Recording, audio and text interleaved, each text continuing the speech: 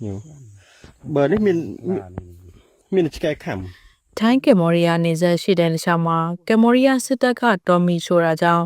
ဂေဟစတစ်တွေအပြင်းထန်ပျက်စီးသွားခဲ့ရပါတယ်။ဒီမီးရှို့မှုကြောင့်တော်ရိုက်တရိษံများအပြားမီးပေးကမလို့ပဲအသက်ဆုံးရှုံးခဲ့ရပါတယ်။တရိษံလေးတွေဟာမီးတောက်တွေကြားထဲမှာတင်အရှင်လက်လက်မီးလောင်သေဆုံးခဲ့ရတာပါ။မီးတောက်တွေဟာအရှိန်ဟုန်နဲ့ကူးစက်မြန်တာကြောင့်တရိษံလေးတွေမှာဘေးလွတ်ရာကိုပြေးနိုင်ဖို့အခွင့်အရေးမရခဲ့ပါဘူး။တချို့ဆိုရင်မိကိုမှုပြီးထုတ်ပြေးဖို့စ조사ရင်းနမ်းမာတွေတေဆုံးနေခဲ့ရတာကိုတွေ့ရှိခဲ့ရပါတယ်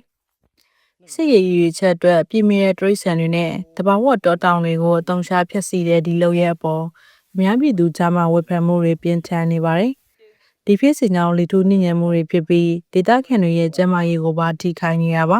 ။လက်ရှိမှာတော့အာဏာပိုင်တွေကမိဘေးအန္တရာယ်ကိုထိန်းချုပ်ဖို့နဲ့နောက်ထပ်မဖြစ်ပေါ်အောင်တားဆီးဖို့လှုံ့ဆော်နေပါတယ်။